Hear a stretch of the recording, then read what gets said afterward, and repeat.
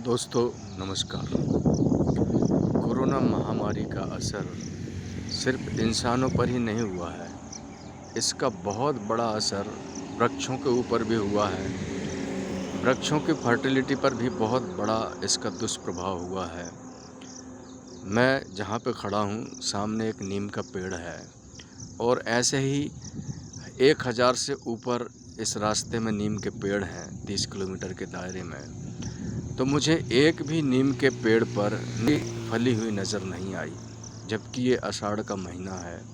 इस समय नीम के पेड़ों के ऊपर निबोरी लदी हुआ करती थी और इसके पेड़ों के ऊपर हरे के साथ साथ पीला पीला बिल्कुल रंगीन नज़र आता था नीम का पेड़, और पेड़ के नीचे लाखों की संख्या में निबोरी झड़ी हुई मिलती थी।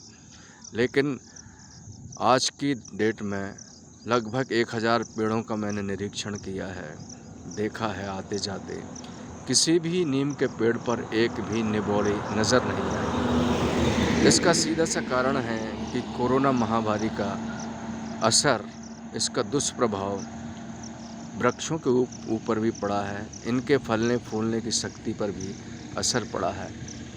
ये मेरे बाजू में बबूल का पेड़ है। ये बबूल का पेड़ इन दिनों पीले फूलों से लद जाया करते थे, लेकिन एक ये देखिए, इस पे एक भी फूल नहीं है, इस पे थोड़े 1-2 फूल हैं। ऐसी बहुत सारी वनस्पतियां हैं जिनके ऊपर फल और फूलों की बहुत भारी कमी है। इसी तरह आम की फसल में भी इसका दुष्प्रभाव पड़ा है। ये वर्ष आम की फसल का वर्ष था, लेकिन आम बहुत कम मात्रा में फले हैं। इसीलिए ये महामारी को आप हल्के में ना लें।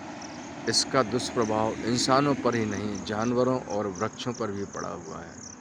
आप स्वयं रास्ते में जाकर के चेक कर सकते हैं, रास्ते में के पेड़ मिलेंगे और भी इन दिनों फलते हैं या फूलते हैं, उनमें आपको बहुत सारी कमियां नज़र आएंगी फल और फूल की। इसलिए दोस्तों, इस महामारी को आप हल्के में ना लें। ये वाकई खतरनाक बीमारी है।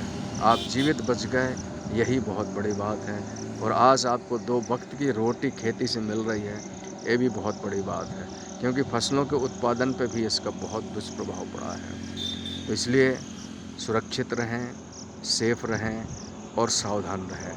बहुत बहुत धन्यवाद।